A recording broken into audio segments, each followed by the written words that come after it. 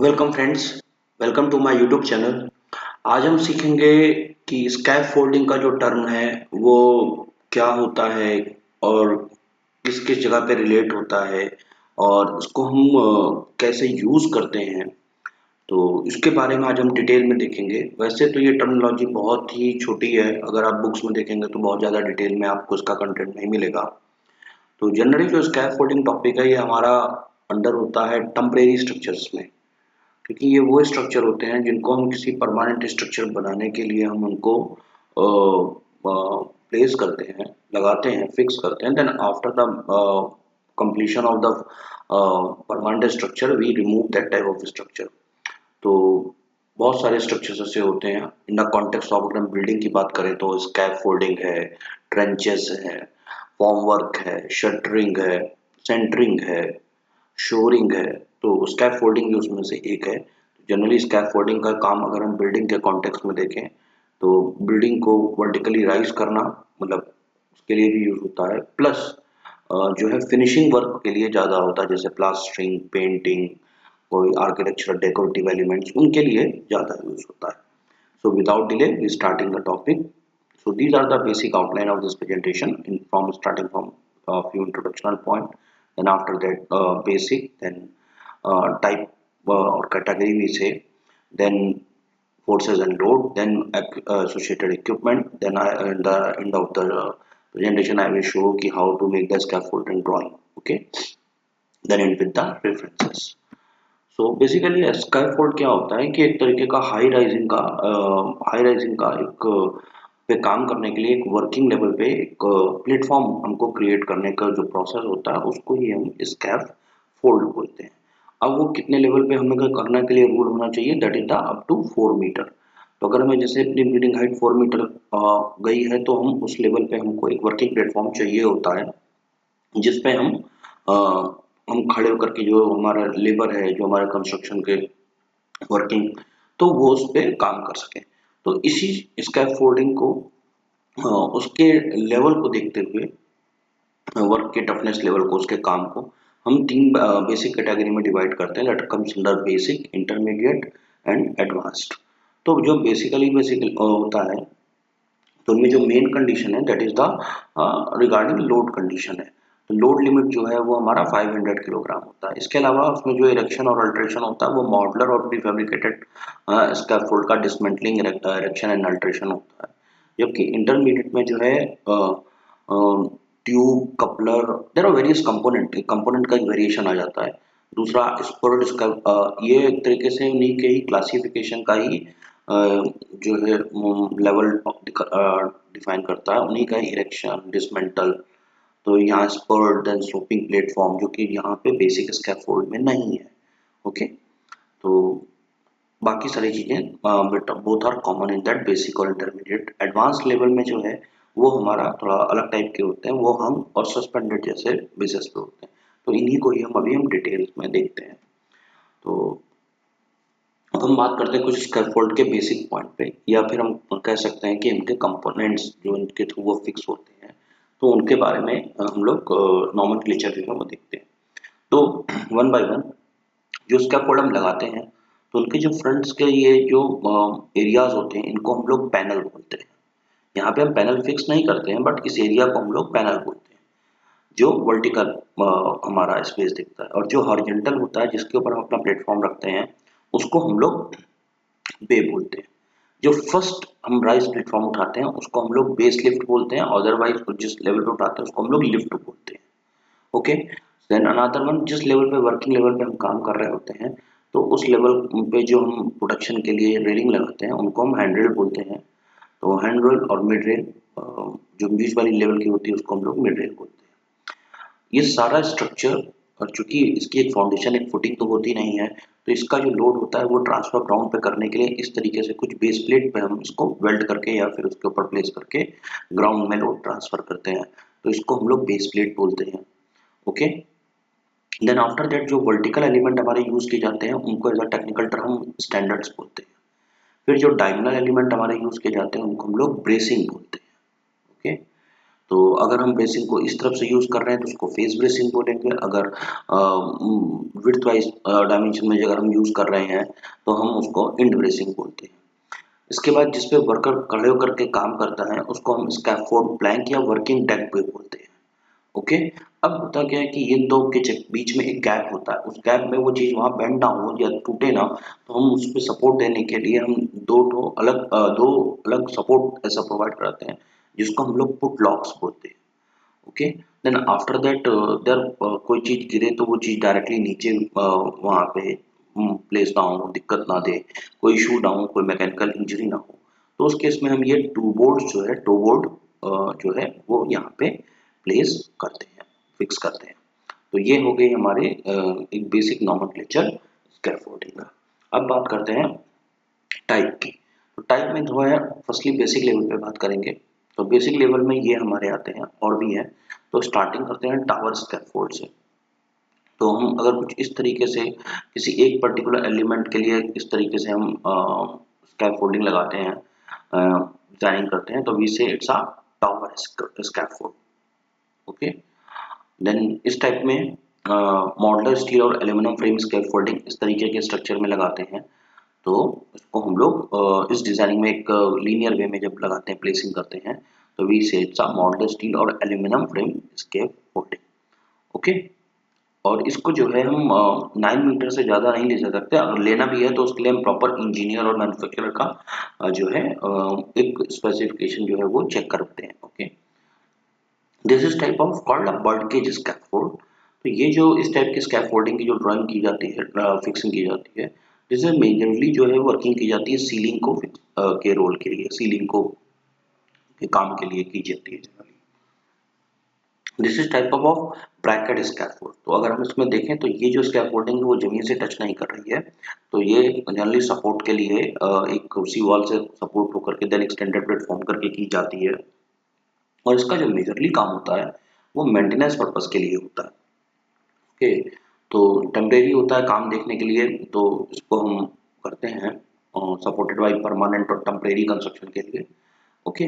तो मेजरली इसको हम जो है उसके लिए यूज करते हैं। आप इसको डैम के कंस्ट्रक्शन या कहीं कहीं ब्रिज के केसेस में आप इसको देख सकते हैं। तो ये जनरली जमीन से ना टच होकर के जो हमारा स्ट्रक्चर होता है उसके साइड से ही जैसे ब्रैकेट्स होते हैं ना, तो हमारे लिंटल लेवल और उसके सीलिंग लेवल पे, रूफ लेवल के और वॉल के जो कॉर्नर्स होता है, तो वहाँ पे हम ब्रैकेट प्लेसिंग करते हैं एलिमेंट के लिए। तो इसी तरीके से इसको प्लेसिंग किया जाता है।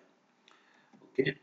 Then the another one is the mobile scaffold. So it's a little bit similar to tower bases, but the difference is कि यहाँ पे जो है हमारे जो है गिंट व्हील होते हैं, व्हील्स, तो वो यहाँ पे प्लेसिंग है। तो उसमें टावर में क्या होता है, जनरली एक पर्टिकुलर वर्क के लिए वो फिक्स रहता है, लेकिन हम इसमें इसको मूवेबल जो है कर सकते हैं।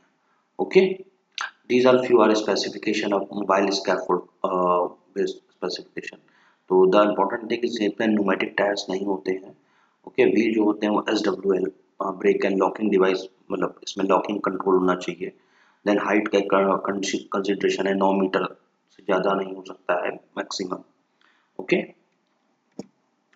देन हम बात करते हैं इंटरमीडिएट लेवल स्कैफोल्ड। तो इसमें से हम देखें तो बहुत सारा कुछ हमारा बिल्डिंग के कॉन्टेक्स्ट में यूज होता है। The first one is the single pole. तो आप देख सकते हैं ड्राइंग्स में, इमेजेस में किस तरीके से सिंगल पोल, जिनको हम स्टैंडर्ड कहते हैं, तो वो प्लेसिंग करके देन कुछ जगह पे ये डायगोनल प्लेसिंग करके देन जो है वो उनके बेसिस पे ये इस तरीके से स्ट्रक्चर प्लेस किया जाता है टेम्परेरी वर्किंग के लिए। Then second one is the tube and coupler. Okay. तो कपलर इज द एलिमेंट जिससे हम टाई करते हैं। तो second concept. Third one spurred scaffold. तो स्पर्ड जो होता है इसमें एक कंटिन्यू एक इंक्लाइन जो है हमारा एक सपोर्ट होता है लोड बेरिंग, उन्हीं को ही हम स्पर्स बोलते हैं। तो इसी कारण that type of scaffolding is called the spur scaffold. Then another one is called sloping scaffold. तो जब हम जो बेसिक लेवल पे था उसमें हम जनरली स्लोप और ये सब चीज़ें नहीं प्रोवाइड करा रहे थे, तो यहाँ पे जो होता है कि मटेरियल ले जाने के लिए या फिर कुछ ऐसा बिल्डिंग में कि स्लोपिंग जैसा जो है एक स्ट्रक्चर टेम्परेरी प्रोवाइड कराते हैं, that is called the sloping scaffold and this is called the cantilever scaffold.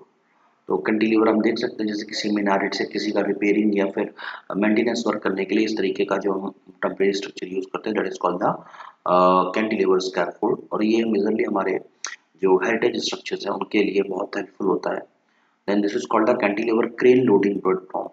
तो ये हमारे क्रेन लोडिंग प्लेटफॉर्म होते हैं कि लाइक हर फ्लोर वाइज जो है वो अपना कैंटिलीवर जैसे होते हैं कि वो थोड़ा हाइट में वो बाहर की तरफ एक्सटेंडेड हो सकते हैं, तो उनको CCLP मेथड बोलते हैं, cantilever crane. This is called the gantries या कवर्ड वॉकवे। तो बेसिकली ये जो हमारे एमएनटीज पोर्टेबल होते हैं उनके लिए प्रोटेक्शन देने के लिए एक तरीके का टेम्परेरी स्ट्रक्चर ये प्रोवाइड कराते हैं। This is called the perimeter safety screen and shutter. तो ये इस तरीके का एक सेफ्टी पेरीमीटर स्क्रीन जो है हमारी प्लेसिंग की जाती है ताकि कोई भी चीज़ उसमें से फॉलिंग बाहर की तरफ ना गिरे। तो इस तरीके का जो हम स्कैफोल्डिंग लगाते हैं that is called the perimeter safety screen. This is called the messed climber. तो बेसिकली ये मैस्ड ये वर्टिकली जो है हमारी स्ट्रक्चर के क्लाइंबर की जैसा वर्क करती है। ओके और ये जो मैकेनिकल डिवाइस यूटिलाइज की जाती है प्लेटफॉर्म ऊपर उठाने के लिए, it is called the racket pinion system. आप देख सकते हैं ये रेड कलर, तो इन्हीं के थ्रू ये एक साथ जो है ऊपर वर्टिकल डायरेक्शंस में मूव करती है। And these two are the advanced level scaffold. So in advanced level scaffold you can see this is the suspended or swing stage scaffold, यानी कि ऊपर से ये that is the swing की जाती है, लटकाई जाती है। And this is called the hung scaffold. तो ये ऊपर से इस तरीके से प्लेस की जाती है। तो ये जनरली इंडस्ट्रीज में या फिर हमारे बिल्डिंग के क्लीनिंग और फसाड के लिए जो है ये टाइप की जो स्कैफोल्डिंग है वो यूज की जाती है। ओके अब बात करते हैं जब भी स्कैफोल्डिंग की बात होगी तो उस पर क्या फोर्सेस और क्या लोड को किसके अंडर कंसीडर करेंगे, किस बेसिस पे डिजाइन करेंगे। तो उसके लिए जो है हमारे उनका एक कैटेगरी होता है। तो यहाँ पे वो हम कैटेगरी देखते हैं। तो फर्स्टली जो होता है डेड लोड। तो इसमें जो है स्कैफोल्ड का उसके होस्ट उसके कंपोनेंट जो उसमें फिक्स हो रहे हैं तो वो लोड को हम लोग डेड लोड के अंदर कंसीडर करेंगे। लाइव लोड तो इसमें जो है हमारा इक्विपमेंट जो भी उसके ऊपर हम रख रहे हैं या जो पर्सन उसके ऊपर खड़ा हो रहा है हर बे पे ओके, तो उसका हम लाइव लोड देखेंगे, उसको उसके अंदर कंसीडर करेंगे। स्टैटिक लोड जो होगा कि उसके ऊपर जो भी मटेरियल या कुछ भी ऐसा रख रहे हैं या फिर उसका लोड जो कि वो मूव नहीं कर रहा है तो उस टाइप के लोड को हम स्टैटिक लोड बोलेंगे। डायनेमिक लोड जो कि परमानेंटली मूविंग कर रहा है उस स्ट्रक्चर पे तो उस टाइप के लोड को हम लोग डायनेमिक लोड में अंदर कंसीडर करेंगे। तो अगर एनवायरमेंटल फैक्टर में विंड को लेकर के देखेंगे उसके कंपोनेंट को तो विंड लोड देखेंगे। ओके देन एनवायरमेंटल में अदर में जो है हम लाइक वाटर को लेकर के, देन डस्ट जो होती है, देन डेब्रिस जो स्कैफोल्ड होती है तो उनको लेकर के हम उस फैक्टर को उसमें देखेंगे, एनवायरमेंटल के अंदर कंसीडर करेंगे।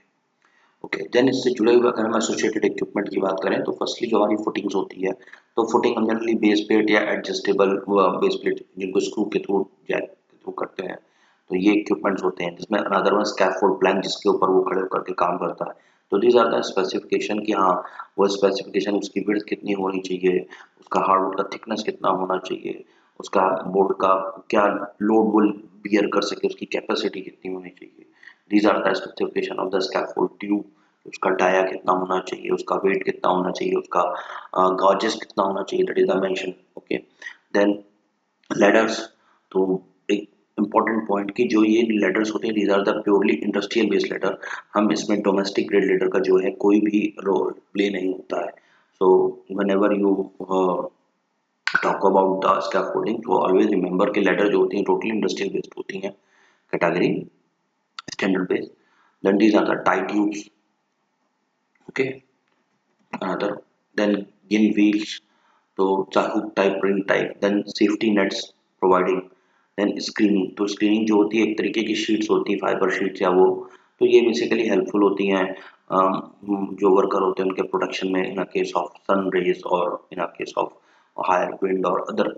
तो screening then this for the coupler and fitting. तो इस टाइप की जो एलिमेंट जो फिटिंग के लिए यूज किए जाते हैं जिनको हम स्टैंडर्ड के थ्रू कनेक्टेड करते हैं स्टैंडर्ड और उनमें, तो it's a coupler fitting. Then this is called the material hoist, क्योंकि जो सामान को ले जाने के लिए जो हमारा स्ट्रक्चर होगा वो that is the totally different. तो this is called the material host and this is the scaffold belt and hand tools. तो ये बेसिकली पर्सन के लिए होती है तो ताकि वो अपने वेस्ट पेज को जो है फिक्स करते हैं, ताकि कोई भी जो ये नेसेसिटी इक्विपमेंट है वो नीचे फॉलन ना हो, इसलिए वो इस तरीके से कनेक्टेड और पूरा फिक्स रहते हैं। Then this is called the mass clamping working platform. Then another one is the cantilever crane loading platform, जो हम लोगों ने एक टाइप का क्रेन भी देखा था, CCLP। तो दिस इज द इक्विपमेंट जो कि उससे जुड़ा हुआ है। देन थिम्बल्स एंड फेरूल्स, तो this are the very important कि जो हमारी थिम्बल्स होते हैं, जो फेरूल्स होते हैं, ये प्रॉपरली ग्रेड के होने चाहिए। आप देख सकते हैं इमेज में, उसमें प्रॉपरली मेंशन होता है कि वो मटेरियल किस कौन सा है, किस ग्रेड का है। Then it's already mention in our IS code also. And these are the Lanyard and energy absorbers. Okay, okay. So these are the एक samples of the drawing कि ये किस तरीके के हम लोग इसको ड्राफ्ट करके दिखाते हैं। तो यहाँ पे हम देख सकते हैं कि किस तरीके से एक बे डायग्राम जो है हमारा और सेक्शन में इस तरीके से यहाँ पे शो हो रहा है। तो जहाँ पे जो वर्किंग लेवल है वो भी यहाँ पे इस तरीके से हमको दिख रहा है, और इस तरीके से नंबरिंग जरूर होती है, हाइट मार्किंग एंड एवरीथिंग। इसका बड़े लेवल पे हमें ये फायदा भी होता है कि जब हमारी टीम वर्क में ऐसे वर्क होता है तो इसमें डिसाइडेड होता है कि कितने पर्सन जो होंगे वो किस काउंट कर सकते हैं कि 1 2 3 नंबर पे कितने कौन कौन वर्कर जो है वो यहाँ पे इस लेवल पे काम कर रहा है, या 4 5 6। तो that is the very helpful for the construction project management. Okay, then this is another drawing. So these are my references. So I'm taking for making for this presentation. So I hope so. I hope so. You like my presentation and you like the topic. And if you want presentation on any topic, so you just relevant to the building or relevant to the architecture, or we say it's a civil construction. So you just message me any message me on my comment box, or you can directly contact on me on mail. So uh, surely I will make a video on that topic particular. Thank you so much, and please like my video and subscribe my channel. And if you want this presentation, you just check my description. You got a drive link for this presentation. Thank you. Thank you.